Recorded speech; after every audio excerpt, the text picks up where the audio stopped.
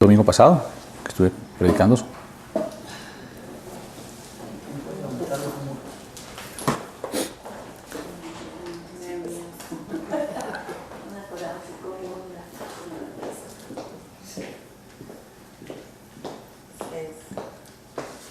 Ok. Sí, pero había un tema que traté. ¿Se acuerdan? ¿Cuál fue?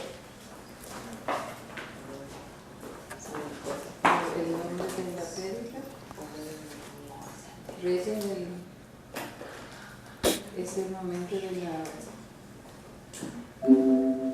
los muros. Amén, es el momento de levantar los muros.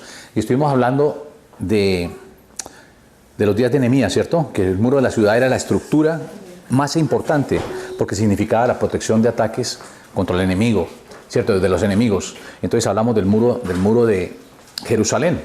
En el caso de Nehemías, estamos hablando del libro de Nehemías, y hablamos de que ese templo fue derribado, destruido completamente. El templo que hizo Salomón fue totalmente destruido y duró 90 años realmente sin ninguna protección.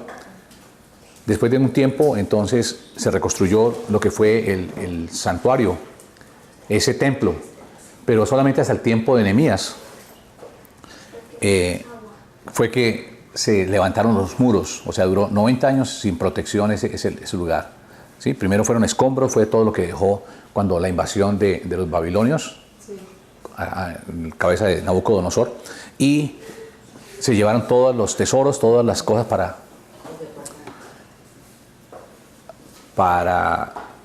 se los llevaron para Babilonia, y quedó totalmente arrasado toda la casa de los príncipes, todo lo que fueron los muros. Y entonces hablamos que Nehemías, Dios le dio una tarea, era copero. ¿Recuerdan que era copero? Sí. Y hablamos de que era copero, después fue constructor, levantó los muros y después fue el gobernador. Amén. Y cuando hablamos de los muros protectores, hablamos de que como cristianos necesitamos tener muros alrededor de nuestros corazones para protegernos de las invasiones del enemigo. Y cuando hablamos de esos ladrillos que nosotros levantamos del muro protector en nuestras propias vidas, tienen que ver con el carácter, con las cualidades y con la disciplina que nosotros usamos, ¿ok? Entonces, hoy voy a tocar otro tema que sigue, y el tema es: se levantan los muros y luego el avivamiento. Se levantan los muros y luego el avivamiento, que es la continuación de lo que venía compartiendo el domingo anterior. Pero vamos a orar en esta mañana. Vamos a pedir la dirección del Señor. Padre, te damos gracias, Señor, por tu palabra. Pedimos que tú seas a través de tu Espíritu Santo quien nos ministre, nos enseñe, Señor. Queremos tener un corazón enseñable, Dios, un corazón que quiere aprender, que podamos ser como esponjas, que podamos tomar todo lo que tú nos enseñas, todo lo que tú nos hablas, Señor, y lo podamos aplicar en nuestras vidas. Gracias, Señor. Gracias por tu palabra, Dios. Yo me dispongo delante de ti, Padre, y pido que tú uses mi vida, mis labios, mi mente y mi corazón, Señor. Me pongo delante de ti y pido que tu palabra y que tu Espíritu Santo sea quien nos ministre, nos enseñe en esta mañana, Padre, todo lo que vamos a estar oyendo de tu palabra. Bendice tu palabra, Dios, y trae sabiduría y entendimiento en nuestros corazones, Señor. En el nombre de Jesús. Amén. Ok, entonces se levantaron los muros y luego viene el avivamiento. Y todos en un avivamiento en la historia siempre han aparecido dos principales fuerzas propulsoras de ese avivamiento. En primer lugar, siempre se ha hablado de la proclamación de la Biblia, ¿sí?, de la palabra de Dios. Y en segundo lugar, siempre se ha dado como respuesta a la movilización de los creyentes en Cristo, o sea, del pueblo de Dios. Entonces, número uno, la proclamación de la palabra de Dios. ¿Ok? Las dos fuerzas propulsoras de un avivamiento. Entonces, la proclamación de la Biblia, que es la palabra de Dios. Y, en segundo lugar, ha habido una respuesta de movilización de los creyentes en Cristo, el pueblo de Dios. Y aunque esto parezca raro, un avivamiento no se relaciona directamente con las personas no salvas. No se puede revivir a los perdidos, ¿cierto? Nosotros revivimos a los salvos. Y el avivamiento ocurre cuando Dios enciende ese fuego de su palabra y moviliza a su pueblo para que salga a ganar a los perdidos. Y quiero ilustrar esto por medio de las páginas de la historia. Hace 400 años, Dios encendió el fuego en la vida de varios hombres en Alemania. Tan pronto como hizo arder Dios esa palabra en los corazones, en estos pocos, comenzó a llevar esa antorcha a través de toda Europa. ¿Sí? Y luminarias tan grandes, usó personas tan grandes como Melachón, Calvino, Zwinglio y Lutero. La Biblia pasó al idioma y a las manos de Alemania y gradualmente ese antiguo formalismo que había dentro de la iglesia fue cambiado y reemplazado por un cristianismo viviente y vibrante, ¿sí? Anteriormente la Biblia era un elemento que solamente lo tenía Roma, básicamente, y solamente los sacerdotes tenían acceso. Pero cuando Martín Lutero hizo sus tesis y tuvo que morir en la hoguera por eso, eso permitió que esa palabra se divulgara, ¿sí? Y si nosotros miramos la vida de Martín Lutero, entendemos que él cogió un principio de la palabra de Dios que dice que el justo por la fe vivirá. En ese momento, históricamente, en el Vaticano, ellos estaban haciendo la parte de las indulgencias, estaban construyendo el Vaticano. Entonces, esas indulgencias hacían que la gente pagara un dinero y fuera salva. Y Martín Lutero entró en la palabra y encontró que el justo por la fe vivirá, no por las obras, no por la palabra, no por las obras, no por el dinero que ellos tenían que pagar para ser salvos, porque se estaba vendiendo la salvación. Entonces él se opuso y al oponerse a Roma, él tuvo que morir en la hoguera, ¿sí? Como muchos de los mártires básicamente que encontramos nosotros en la palabra de Dios, que tuvieron que dar su vida para que esa palabra de Dios fuera proclamada y saliera, ¿sí? Entonces el efecto que tuvo en la vida de Martín Lutero fue realmente y en la vida de estos hombres que mencioné, es que esa palabra empezó a correr, empezó a arder en el corazón de ellos y después empezó a arder por toda Europa, se llevó como una antorcha y distintos lugares empezó un avivamiento, ¿sí? Entonces, eso, estoy hablando históricamente del avivamiento. Y muchos años después en Escocia, un ardiente predicador y un agudo escritor llamado Juan Knox, quien tenía una influencia en la mente del pueblo, ¿sí? Él leyó la palabra de Dios, confió en sus promesas y movilizó el pueblo de Escocia. Y eso es lo que se llama el avivamiento escocés, ¿sí? Que fue muy famoso. Luego aparecieron los hermanos Wesley. Ellos vinieron de Inglaterra en el siglo XIX. Ellos fueron hijos de un rector y de una mujer que realmente fue una mujer grande en Inglaterra. Y ahí está John Wesley, un hombre que predicó más de 40.000 mensajes en sus 50 años de ministerio. Tuvo 50 años de ministerio. Sí, en esos 50 años él predicó más de 40.000 mensajes, más de 40.000 sermones. Predicó a más de 20.000 personas en varias oportunidades sin usar altoparlantes. ¿Sí? No habían para aumentar el sonido, lo que vemos hoy en día en las multitudes o en los grupos, en las iglesias. ¿Sí? Hay iglesias que tienen 10 personas y tienen un sonido tremendo. Pero este hombre, Juan Wesley, estuvo predicando y a grupos de 20.000 personas sin ningún autoparlante, ¿sí? Exponiendo la palabra de Dios, llevando la palabra de Dios. Dice que este hombre también viajó 362.000 kilómetros y no fue cómodamente como nosotros lo podemos hacer hoy a través de un carro. Él lo tuvo que hacer al lomo de caballo, ¿sí? Para proclamar ese mensaje de salvación. Entonces fue John Wesley. Y el hermano de John Wesley, Charles Wesley, fue un hombre que hizo un aporte tremendo a la historia. Si nosotros vemos todavía en muchas iglesias se cantan himnos de Charles Wesley. Fue un hombre que le dejó un regalo a la humanidad de 8.000 himnos, ¿sí? Entonces, algo que Martín Lutero hizo como un regalo al cristianismo realmente fue traducir la palabra de Dios, que la palabra de Dios quedara en las manos del pueblo, y de Charles Wesley, que estos himnos, o sea, que la gente, el cristianismo, pudiera tener la palabra de Dios en sus manos, pudiera leer y tener contacto con esa palabra de Dios. Y por otro lado, el aporte de Charles Wesley fue el que pudiera tener un himnario, pudiera cantar himnos de alabanza y de adoración a Dios. Sí, entonces, algo realmente hermoso, unos aportes hermosos que ellos hicieron para nosotros. Nosotros somos muy bendecidos por eso. Algo que dijo Lutero fue, desatémoslos, la llama se extenderá por su cuenta.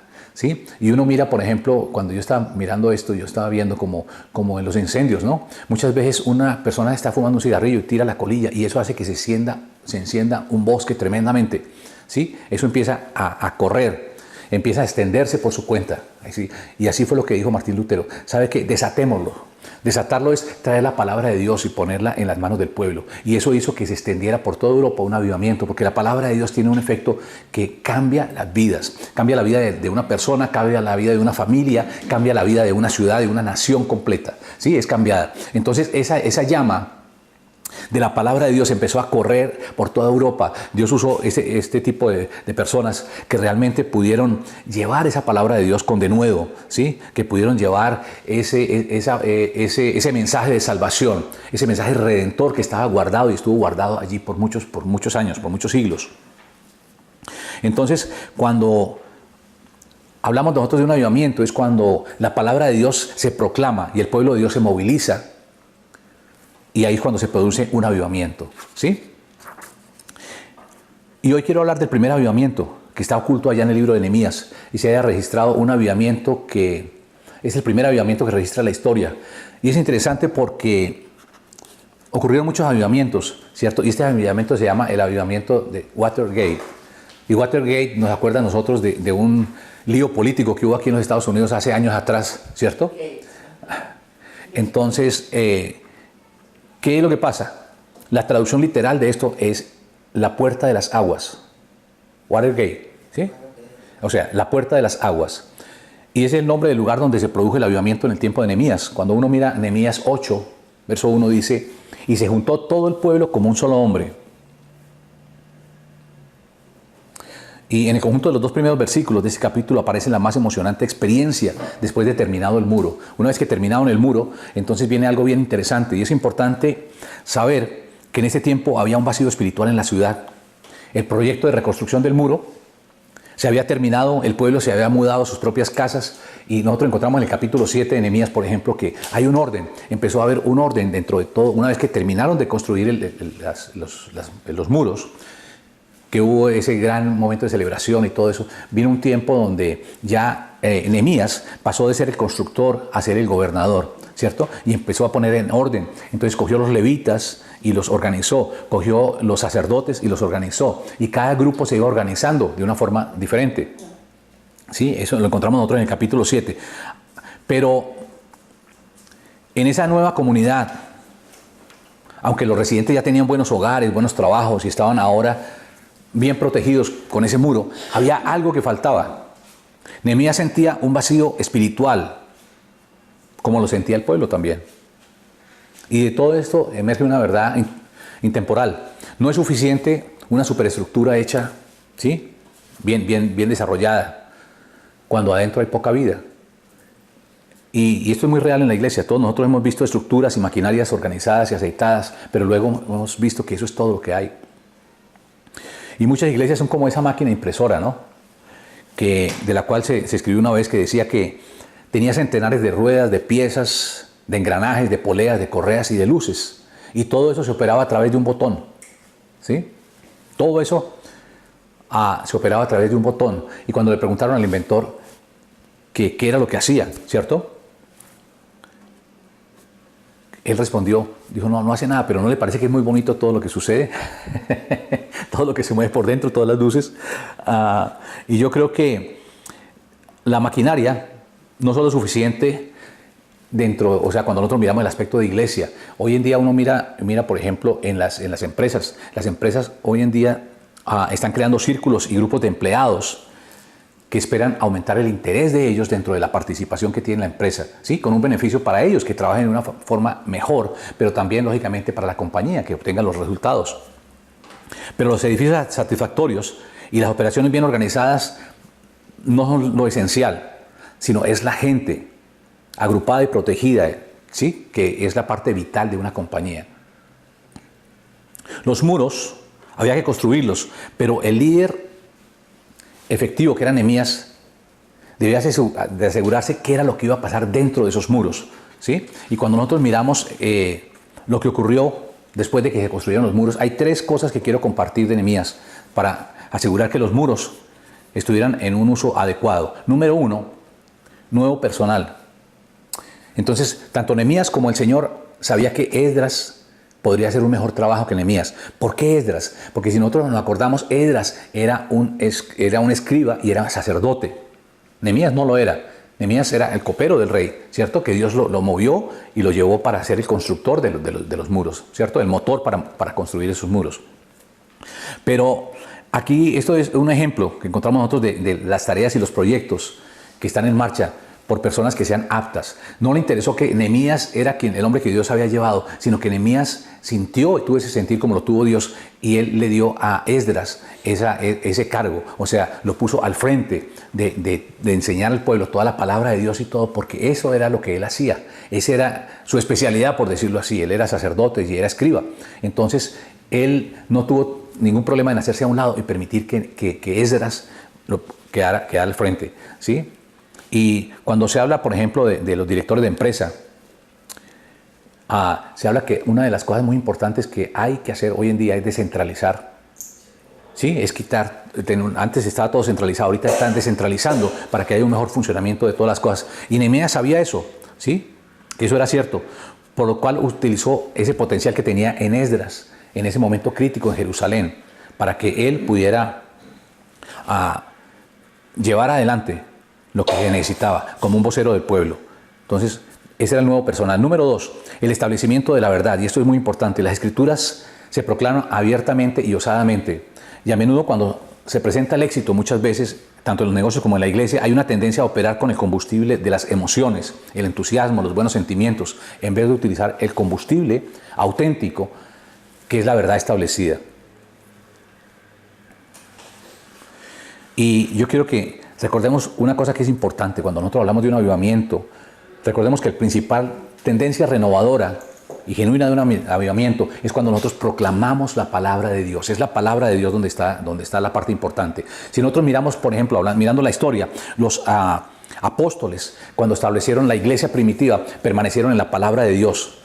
Aunque se produjo un crecimiento, aunque un gran número de personas se convirtieron y siguieron a Cristo, los que dirigieron ese avivamiento nunca se aventuraron a retirarse de la palabra de Dios, sino siempre estaban proclamando la palabra de Dios, siempre estaban hablando de los principios de la palabra de Dios, estaban hablando de lo que tenían que hablar, ¿sí? Muchas veces nosotros nos desviamos y empezamos a dar nuestra propia opinión, pero eso le resta valor realmente a lo que es significativo. Cuando hablamos de un avivamiento, no son nuestras opiniones las que valen. Cuando nosotros hablamos de un avivamiento, es realmente los principios de la palabra de Dios, el poder colocar esa palabra clara y abierta, ¿sí? En una forma osada, para que eso pueda tener un efecto en la vida de las personas.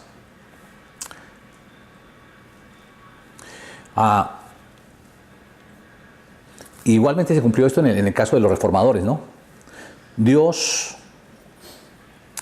nos enseñó a Nehemías y le dio esas características de la exposición auténtica de la palabra de Dios. Y es interesante esto porque a partir de los primeros versículos del capítulo 8 encontramos cómo transcurrieron todos los hechos. Yo quiero que miremos Nehemías, vamos a estar mirando hoy ese capítulo, Nehemías 8.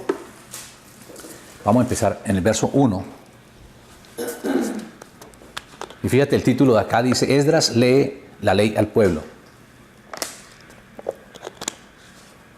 Venido el mes séptimo, los hijos de Israel estaban en sus ciudades, y se juntó todo el pueblo como un solo hombre, en la plaza que está delante de las puertas de las aguas. Y dijeron a Esdras el escriba que trajese el libro de la ley de Moisés, la cual Jehová había dado a Israel. Y el sacerdote Esdras trajo la ley delante de la congregación, así de hombres como de mujeres, y de todos los que podían entender, el primer día del mes séptimo.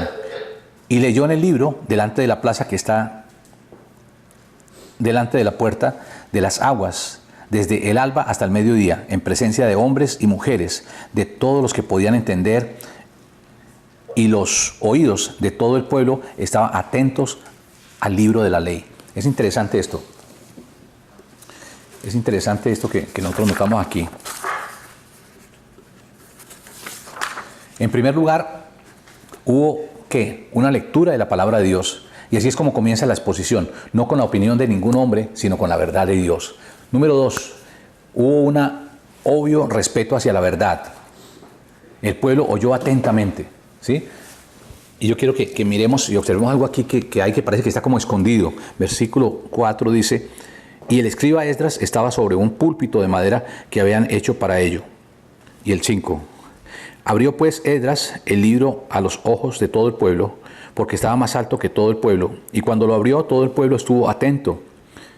Bendijo entonces Esdras a Jehová, Dios grande, y todo el pueblo respondió: amén, amén, alzando sus manos, y se humillaron y adoraron a Jehová inclinados en tierra. Es interesante esto porque aquí vemos varias cosas. En tercer lugar, se le explicó la verdad para que todos los que oían la entendieran. Dice el verso 8, y leían en el libro de la ley de Dios claramente y ponían el sentido, de modo que entendiesen la lectura. Entonces, luego de una lectura del libro, los que estaban versados en esas verdades daban el sentido y significado de la palabra de Dios. Y esa palabra, cuando se traduce, ponían sentido, significa en hebreo hacer que algo sea distinto, separando una cosa de la otra, para que fluya en una forma significativa. Ellos separaron las partes de la palabra, los versículos, los pasajes de tal modo que cuadraran de una manera inteligente, clara y comprensible. O sea, lo que estaban haciendo los escribas, los levitas, que eran versados en la palabra de Dios, era que ellos le estaban transmitiendo, le estaban mostrando a la gente para que pudiera entender, pudiera tener una comprensión. Pero ¿por qué necesitaban dar sentido a las Escrituras? Recordemos que estas personas eran judías por nacimiento, pero no lo eran por lengua ni por cultura. Habían llegado de Babilonia a Jerusalén, pero ellos habían ido hace 70 años, habían estado en cautiverio.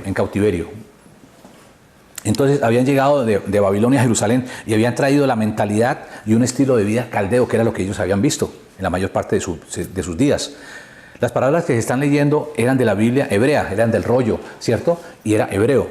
Entonces, así se oían en la lectura de una Biblia hebrea por medio de oídos babilonios. Había pues un bache en la comunicación, ¿sí?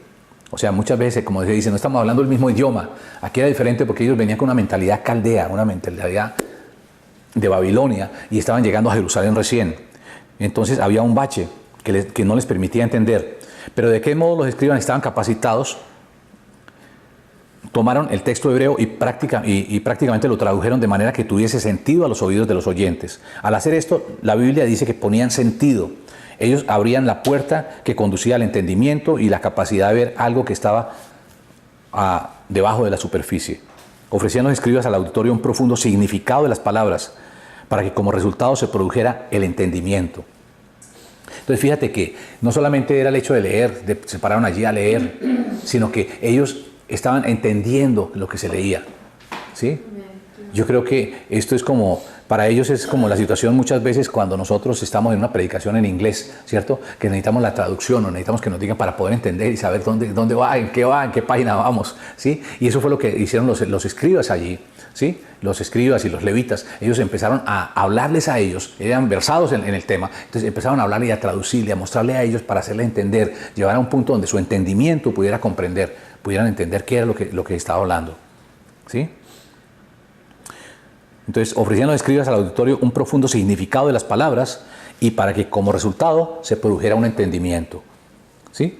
En cuarto lugar, se aplicó la verdad a los que oyeron. Ellos respondieron.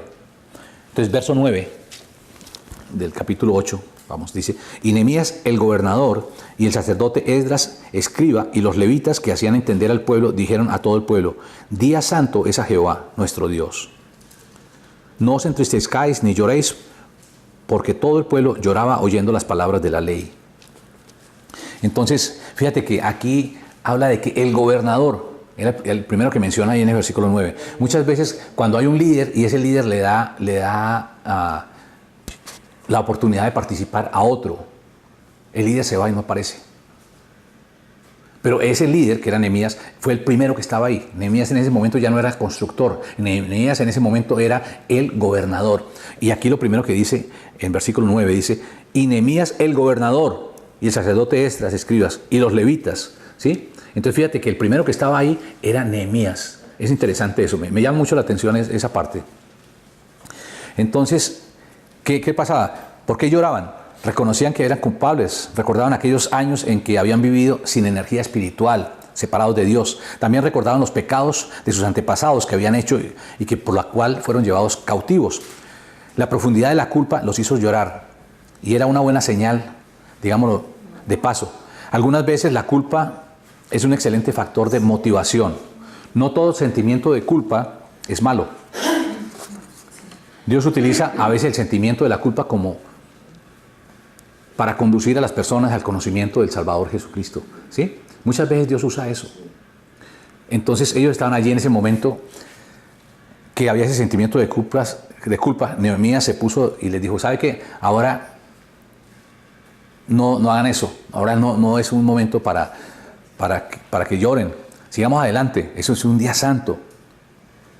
Es un día de celebración, ¿sí? Mira lo que dice a la multitud, versículos 10 y 11. Luego les dijo: id, comed grosuras y bebed vino dulce y enviad porciones a los que no tienen nada preparado, porque día santo es a nuestro Señor. No os entristezcáis, porque el gozo de Jehová es vuestra fuerza. Los levitas pues hacían callar a todo el pueblo, diciendo: callad, porque es día santo, y no os entristezcáis. Entonces me llama mucho la atención esto, porque el pueblo escuchó la palabra de Dios. ¿Y qué fue lo que trajo? Después de que ellos tuvieron entendimiento, después de que se hizo ese esfuerzo para que ellos comprendieran y pudieran entender la palabra de Dios, vino un dolor. Ellos se sintieron que eran culpables, sintieron que el pecado de sus padres les estaba afectando a ellos y que realmente Dios estaba separado de ellos porque había un pecado de por medio. Entonces ellos se humillaron, se arrepintieron y lloraron. Y una de las cosas que muestra aquí es que cuando ellos escucharon la palabra de Dios se movilizaron. No solamente escuchar la palabra de Dios. Hay mucha gente que escucha la palabra de Dios y no hace absolutamente nada. Pero yo creo que las cosas empiezan a suceder cuando la gente se moviliza, cuando la gente dice: Señor, esa palabra yo la recibo, eso es para mí, esos son mis padres, ese soy yo, perdónanos, ¿sí? Y lloraban. Había un sentimiento que era el llanto por esa situación. Pero fíjate que después de que ellos hicieron eso, vino también un momento de alegría. Y fue cuando Nehemías le dijo: ¿sabe qué? El gozo del Señor es nuestra fortaleza. ¿Sí? Y dice que cambió. Entonces ellos dieron las porciones para las personas que no tenían nada, les llevaron porciones a sus hermanos y empezó el pueblo a movilizarse. O sea, en otras palabras, empezó un avivamiento ahí. ¿Sí? Y es interesante que ellos están viviendo una época algo parecida a la nuestra, en la cual algunos declaraban que Dios estaba muerto. Hoy en día mucha gente dice que Dios está muerto, que Dios no existe. ¿Sí? Para los judíos, en el tiempo de Nehemías, Dios se había ausentado en un viaje largo y agotador. Ellos habían perdido contacto con Él y realmente le tenían temor a Dios. Y esto me hizo acordar de cuando yo viajaba a Sur Carolina, sí, que tenía que ir a Sur Carolina y Alabama, en el tiempo que estuve en una compañía. Una vez vi un tremendo tráiler, esos carros casas rodantes como de 40 pies de largo, ¿sí? Y en la parte de atrás tenía un aviso en blanco y negro que decía: Dios ha regresado. Y hombre, ¿cómo está disgustado? Y bueno, en esto no hay sino un solo problema, en esta idea. Es que Dios nunca se retiró. El hombre fue el que se retiró. Y aquellos judíos de Jerusalén estaban pensando lo mismo. Dios se ha ausentado, pero ahora Él ha regresado y está disgustado con nosotros. Y Nehemías y los hombres les decían: no, ustedes son los que se han ido, Dios no se ha ido. ¿Sabe una cosa? El Dios que nosotros tenemos es un Dios maravilloso. Ese Dios nos está esperando con los brazos abiertos. Él espera que ustedes vengan a Él. Solo tienen que venir. Él no se retiró, nunca se retiró. Fueron ustedes los que se retiraron. ¿Sí? Y Él los quiere recibir y están los brazos abiertos. Cuando ellos entendieron eso, cambió un concepto en su mente. Así como ellos estaban escuchando la palabra de Dios y la palabra de Dios tenía un efecto sobre la vida de ellos. Cuando ellos escucharon que no se había retirado Dios, que ellos eran los que se habían retirado de Dios y comprendieron de que Dios es un Dios maravilloso, amoroso y bueno, como les dijo Nehemías, ¿sí? Dios está con los brazos extendidos hacia ustedes. Vengan a ese Dios. Ustedes son los que tienen que acudir a ese Dios, ¿sí? Y yo creo que cuando el hombre acude a los brazos de Dios es cuando sucede un cambio. ¿Sí? Y dice que después de esto hubo una alegría, y es lo que mencionaba ahí Nehemías, que me llama la atención, que dice: venga, porque el gozo del Señor es vuestra fortaleza. Cuando una persona confiesa sus pecados, cuando una persona se arrepiente delante de Dios, cuando hay un verdadero sentido de querer arreglar las cuentas con Dios, podemos venir a los brazos del Señor y eso trae alegría y trae gozo, ¿sí? Ahí es cuando dice la palabra de Dios que nuestro lamento es cambiado por gozo. Tú cambiaste mi lamento en baile, ¿sí? Entonces esos judíos, esa fue la situación. Ellos estaban en medio de ese lamento, de ese temor, de esa situación donde estaban entendiendo la palabra de Dios, había construido sus corazones. Y entonces estaban diciendo, y entonces Dios se alejó de nosotros, Dios está bravo, ¿ahora qué va a pasar? ¿Sí? Y yo creo que es la misma situación que sucedió cuando en el libro de los Hechos, capítulo 2, que vino el día de Pentecostés y Pedro dice que predicó ese mensaje y los que estaban escuchando ayer le dijeron: hermano, ¿qué haremos, hermanos? ¿Qué haremos? ¿Cierto? Entonces dijo: bautice, reciba a Jesús y bautice cada uno de nosotros, de ustedes, en el nombre de Jesús. Entonces están diciendo: ¿qué haremos? Y es cuando Nehemías le dice: ¿sabe qué? El gozo del Señor es nuestra fortaleza. Entonces eso hizo que ellos se movilizaran, que ellos pudieran entender y recibir el mensaje. Y yo creo que hay una cosa muy linda ahí, porque yo creo que el avivamiento es cuando una persona que ha sido pecadora, que ha estado apartada de Dios, llega a un momento de encuentro con Dios y tiene algo que pasa en su vida, y es que Dios quita todo ese manto de tristeza en un manto de alegría, lo convierte. Amén. Y yo creo que nosotros hemos experimentado eso y es algo de las cosas hermosas que pueden pasar en nuestra vida. Cuando nosotros somos perdonados, cuando nosotros recibimos realmente ese gozo del Señor en nuestra vida, ¿sí? Y el gozo del Señor se vuelve nuestra fortaleza, se convierte en nuestra fortaleza. Entonces aquí podemos ver nosotros que es un verdadero avivamiento. Verso 12 dice: y todo el pueblo se fue a comer y a beber y a obsequiar porciones y a gozar de gran alegría, de grande alegría, porque habían entendido las palabras que se les había enseñado. Fíjate el efecto de la palabra de Dios. Cuando hablamos nosotros de avivamiento, estamos hablando de que, número uno, en el avivamiento es que se proclame la palabra de Dios. Y número dos, es que la gente se movilice, que los cristianos se movilicen, que la gente empiece a hablar y a explicar a la gente los principios de la palabra de Dios, ¿sí? Y entonces ellos llegaron a un entendimiento. Cuando llegaron a ese entendimiento, ellos se movieron y empezaron a gozarse y a deleitarse y empezaron a recibir ese gozo del Señor en sus vidas. Porque aquí dice, fíjate el versículo 12, y todo el pueblo se fue a comer y a beber y a obsequiar porciones y a gozar de gran alegría. ¿Sí? A veces nosotros podemos leer eso y no lo entendemos, pero aquí está hablando de gozar de gran alegría.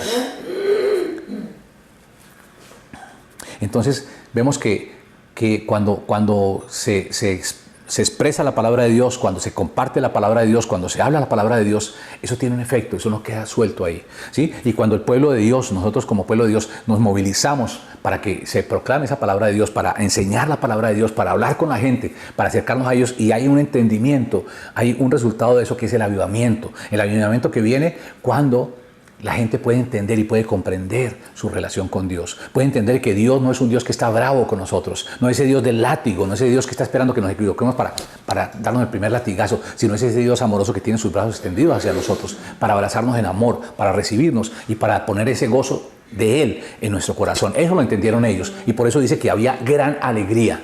No estaban medio contentos, ¿cierto? No, ahí no dice que estaban medio contentos, dice que había gran alegría. Gran alegría es que había gozo, ¿sí? Algo que me llama la atención, por ejemplo, en la alabanza de los judíos, es que ellos lo hacen con gozo. Uno muchas veces canta, ¿sí?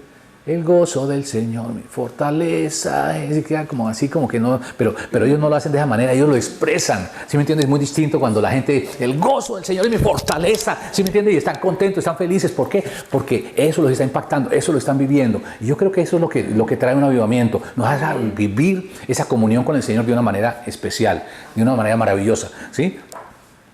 Muchas veces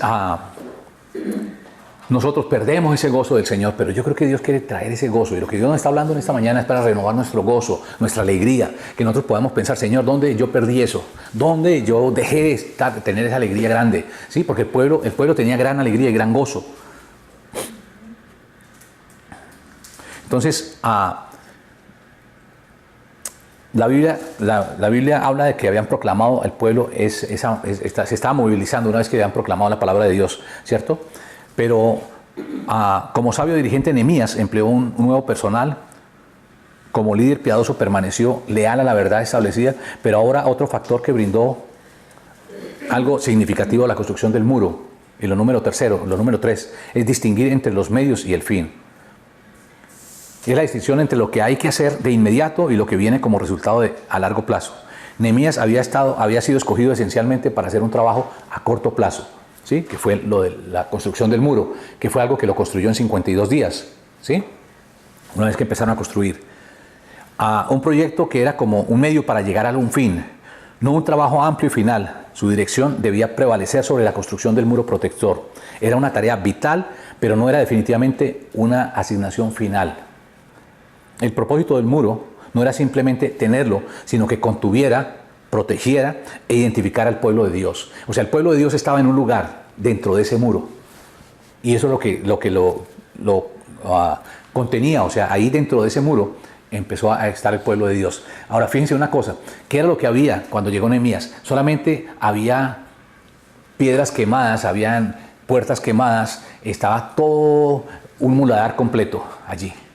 Pero fíjate que llegó Nehemías y con la dirección de Dios, él construyó esos muros.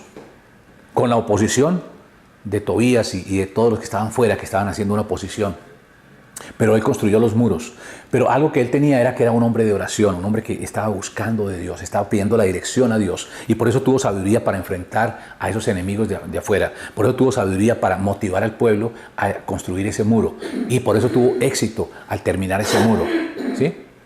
Pero era una persona que tenía un entendimiento. O sea, cuando hay un líder, nosotros hablamos de un líder, no una persona que tiene una visión de túnel, sino una persona que tiene una visión amplia. Ese es un líder, ¿sí? Y ese era Nehemías, una persona que tenía una visión amplia. Entonces, él sabía que no solamente era el muro. Una vez que pasó el muro, entonces fue cuando él sintió ese vacío en su corazón, y cuando compartió con los líderes y empezó y colocó a Esdras estratégicamente y empezó a levantarse y a proclamarse la palabra de Dios. Una vez que se proclamó la palabra de Dios, hubo un entendimiento en todo el pueblo que estaba dentro de Jerusalén. ¿Y sabe qué hicieron ellos? 1 de cada 10 familias se trasladó para Jerusalén para empezar a habitarla. Porque antes no estaban sino los sacerdotes, estaba el templo y estaban ellos. Pero ya cada uno de ellos, incluso los levitas, se habían ido a la periferia, a todos los otros lugares, porque no había, ahí no podían vivir. Pero ellos empezaron, él hizo un censo, y de cada 10 familias, una familia se fue a vivir allá. Y muchos otros, sin que se les dijera, ¿sí? Porque básicamente de cada 10, entonces uno, entonces le toca, me tocó a mí, bueno, ¿sí? Pero después de eso, dice que muchos voluntariamente quisieron irse a vivir allá. Y entonces tenían que construir sus viviendas, tenían que dejar sus lugares donde ya estaban organizados, donde ya tenían todas las cosas organizadas para irse a vivir a Jerusalén. Y empezaron a habitar Jerusalén. Entonces ya estaba la gente que podía servir a la guardia, que podía guardar las puertas, porque había que cerrar las puertas a determinada hora y abrirlas, ¿sí? Y entonces empezó a trasladarse toda la gente hacia la ciudad amurallada, ¿sí? Entonces, dentro de eso viene este direccionamiento de parte de Dios hacia Nehemías, que pudo entender de que había algo más, había un vacío, y era hablar y proclamar la palabra de Dios. Entonces lo hizo a través de Esdras. Y viene entonces ese entendimiento, esa alegría. Entonces la gente empieza ese avivamiento y las cosas empiezan a cambiar allí, ¿sí? Pero él puede captar esa diferencia que había, que su dirección debía prevalecer sobre la construcción del muro protector. Era una tarea vital, pero definitivamente había una asignación final detrás de eso. Entonces decimos que esas murallas estaban conteniendo al pueblo, estaban protegiendo e identificando al pueblo de Dios. Pero más allá del proyecto de la construcción del muro, había una meta que Nehemías nunca olvidó, ¿sí? Y lo que hablaba ahorita, la parte de los líderes, del liderazgo de Nehemías, era un liderazgo que él veía mucho más allá. Él entendió que Dios no lo llamó a él solamente para edificar unos muros y a los 52 días irse. No, después de eso ya fue levantado como gobernador, porque Dios tenía un proyecto a largo plazo. Y yo creo que esa parte de discernir y distinguir entre los medios y el fin fue lo que permitió que Nehemías llevara adelante todo ese proyecto y que evitara algo muy importante. Fíjate que él no tenía una mentalidad de monumento, ¿sí? Pero que era los ladrillos y la amalgama, la malgaza que se necesitaba para construir ese muro. O sea, no estaba pensando, bueno, yo soy el del muro, yo soy el que tengo que alumbrar, yo fui el que hice el muro. ¿Sí? No, él no estaba pendiente de eso, ¿sí? En el momento que tuvo que quitarse y hacerse a un lado, se hizo a un lado y subió a Esdras para que él continuara haciendo lo que se tenía que hacer en ese momento, que era hablar la palabra de Dios hacia ellos, ¿sí? Y yo creo que no acariciaba esa opinión de querer ser la atracción, ¿sí? El gran monumento que era el muro, y eso fue lo más importante. No, lo más importante estaba después, estaba cuando la gente pudo tener ese encuentro con Dios, porque sabe que eso es lo que tiene un efecto eterno. El muro era algo que se quedaba ahí, el muro era una representación significativa de protección, ¿sí? Para el pueblo de Israel, pero realmente lo que queríamos, la parte más importante era las dimensiones eternas que tenía ese proyecto, ¿cierto? Entonces ese ambiente de los muros proveyó un ambiente útil, provechoso, y fue el medio por el cual vino ese avivamiento que tendría esas consecuencias eternas. Entonces algo que vemos en este capítulo 8 es muy importante, es la abnegación de Nehemías. Sí, no se preocupó en ser el hombre que tenía que ser colocado en un sitio estratégico porque fue el que hizo las cosas, sino realmente él se hizo a un lado. A él no le interesó eso, ¿sí? Y cuando tuvo que subir a Esdras, lo subió a Esdras y siguió ahí y estaba pendiente, estaba al tanto, ¿sí? Había una abnegación. Yo creo que eso es muy importante dentro de un líder.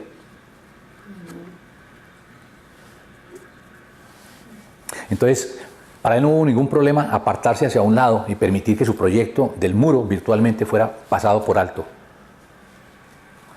cuando se estaba produciendo realmente una actividad en el pueblo mucho más alta. ¿Por qué? Porque tenía una actitud de abnegación, estaba desprovisto de egoísmo. Y yo creo que eso es muy importante. Mira, en el liderazgo hoy en día vemos que muchos no tienen corazón de siervo. Algo que dijo Jesús fue que si nosotros queremos ser grandes, tenemos que ser los servidores, ¿sí? Pero muchas veces nosotros desafortunadamente vemos, y algo que declaró de modo enérgico un autor sobre el liderazgo de esta manera, dice, el líder puede disfrutar constantemente de un sentimiento de superioridad y lejanía que en cierto aire de superioridad, vanidad, falsedad y orgullo propio puede exigir demasiada adulación y lealtad personal y por tanto tratar de rodearse de aduladores que le estén diciendo a todo momento, sí señor, a todo lo que él diga. Puede querer en gran manera y a menudo que se le cumpla su propio capricho y ser demasiado testarudo y obstinado para no recibir consejos de colegas y seguidores. Pero yo creo que en el caso de Nehemías no fue eso. Algo que vemos en el carácter de Nehemías fue un carácter de abnegación. Algo que por lo menos en Colombia es muy dado, dice que para algunos proyectos y cosas así hay muchos caciques y pocos indios, ¿cierto? Van a hacer un proyecto y todo el mundo quiere ser el jefe. Allá son puros jefes, allá no hay indios, son puros jefes. Entonces, mucho cacique y poco indio, ¿sí? Se dice en Colombia eso. Pero yo creo que en el caso de Nehemías no fue así. En el caso de Nehemías, él quiso ser un indio en medio de muchos indios. Y nosotros miramos eso en el ejemplo de Jesús. En Mateo 20, 28 dice, como el Hijo del Hombre no vino para ser servido, sino para servir y para dar su vida en rescate por muchos. Yo creo o sea, veo algo muy interesante en este libro de Nehemías que estoy compartiendo, y es que no solamente es el hecho de levantar unos muros en Jerusalén, sino ese significado espiritual y el legado espiritual que nos deja a nosotros eso que hizo Nehemías. Y lo que representaba los muros, como hablamos, los muros para nosotros representan nuestra protección, el proteger nuestro corazón de todas las acechanzas del enemigo, de todo lo que el enemigo puede entrar, ¿sí? El tener unos muros levantados, tener unos muros en alto, es lo que nos da un ambiente de comunión, es lo que nos da un ambiente de intimidad con Dios, lo que nos permite que realmente el plan y el propósito de Dios en nuestras vidas se pueda cumplir. Por eso requiere de carácter, de tener disciplina, de tener tenacidad, ¿sí? Porque algo que vemos en la vida de Nehemías es el carácter de un hombre que tenía tenacidad, ¿sí? Tenacidad para ir, tenacidad para conseguir, tenacidad para hablar con su jefe, con Artajerjes, que le podía costar la muerte o le podía costar que lo echaran de su trabajo, de su cargo, ¿sí? Pero que con la gracia de Dios y orando a Dios permitió que él pudiera recibir ese favor del rey Artajerjes y desarrollar toda la labor de construcción del muro, pero no solamente el construirlo de una forma física, sino también lo que significaba y lo que venía después, que era la edificación, el avivamiento que tenía que venir dentro del corazón de cada uno de aquellos que habían venido de Babilonia a Jerusalén y que no hablaban, no entendían toda la trayectoria de los judíos, no entendían muchos principios de la palabra de Dios porque no lo habían escuchado en todos los años que habían estado en cautiverio y ahora lo entendían. Entonces esa es la parte más importante y era la parte que tenía un propósito eterno. No eran los muros de Jerusalén solamente, sino era realmente el poder edificar en la vida de esas personas que llegaron a Jerusalén ese conocimiento de Dios y poner en contacto a Dios con el hombre. Yo creo que cuando nosotros entendemos eso, y nosotros podemos ser instrumentos en las manos de Dios para que la gente que no conoce al Señor pueda llegar a conocerle y a tener ese encuentro con Dios. Realmente, primero que todo, eso trae una satisfacción muy grande hacia nosotros. Nuestra actitud siempre debe ser una actitud, como vemos en el ejemplo de Nehemías, una actitud de abnegación, de quererlo hacer, de saber que somos siervos, que no somos las personas que queremos renombre ni que se nos coloque en un sitio muy especial, sino que podamos hacer realmente lo que Dios nos ha llamado, que podamos ser indios, ¿cierto? Que podamos ser de los mismos, no superiores a nadie. Jesucristo habló muy claro sobre eso, ¿sí? Y Él siendo Dios, no vino a ser servido, sino a servir. Entonces yo creo que esto que hemos hablado de Nehemías y esta parte del avivamiento es muy importante. Algo que trae avivamiento en nuestro corazón es que esa palabra de Dios nosotros la podamos movilizar. que nosotros que la entendemos, la podamos compartir con otras personas y podamos ser personas que estamos dispuestos a ir y a enseñarle, a ir como estos levitas, como estos escribas, a explicarle a la gente los principios de Dios para que la gente pueda tener ese encuentro con Dios, para que esa idea de que ese Dios ha vuelto, ha regresado y está bravo, se quite y puedan ver a un Dios maravilloso que tiene sus manos extendidas hacia ellos y que quiere realmente que el hombre y las personas, todos los seres humanos, lleguen a los pies del Señor. Entonces yo creo que dentro de eso puede existir también personas que puedan llorar cuando conocen las cosas de Dios, pero sabe que eso es algo que va a traer un llanto de felicidad, de gozo, y eso se va a convertir en ese gozo del Señor que es nuestra fortaleza. Amén. Vamos a orar. Padre, te damos gracias en esta hora, Dios, por lo que tú nos has enseñado, nos has hablado a través de tu palabra, Señor. Gracias porque en ella siempre encontramos sabiduría, encontramos, Señor, que tú quieres enseñarnos cosas nuevas a nuestra vida, Señor. Y así esto haya pasado muchos años de esa historia de Nehemías, Señor. Gracias porque tú la traes y la autenticas en el día de hoy para que nosotros podamos entender estos principios de este gran líder que existió, Señor, que tú llamaste, Dios, allí para la reconstrucción de este muro. Pero no solamente fue la reconstrucción de ese muro, sino una profundidad grande en la vida de cada uno de los israelitas que llegaron allí, Dios, de regreso a Jerusalén, Padre. Gracias, Señor. Pedimos que tú nos uses, que tú pongas en nuestro corazón ese deseo también de ser instrumentos en tus manos, Señor, para cumplir, Dios, el propósito y que la gente te pueda conocer. Gracias, Dios, y oramos por un avivamiento en esta iglesia, por un avivamiento en nuestras vidas, por un avivamiento en todo donde nosotros estamos, Señor. Que tu palabra pueda correr libremente, Dios, a nuestro alrededor y alrededor de nuestros vecinos y de todo lugar donde nosotros estemos. Señor, gracias, Padre, y pedimos que tú nos uses, que tú nos levantes y que podamos ser como esa luz, Señor, que fue prendida y fue encendida y después se convirtió en una antorcha que corrió por toda Europa, Dios. Que así sea en nuestras vidas, Dios. Te damos gracias en esta hora, Padre. Gracias por todo lo que tú nos has hablado, nos has enseñado en este tiempo, Padre. En el nombre de Jesús, Señor. Gracias, Rey.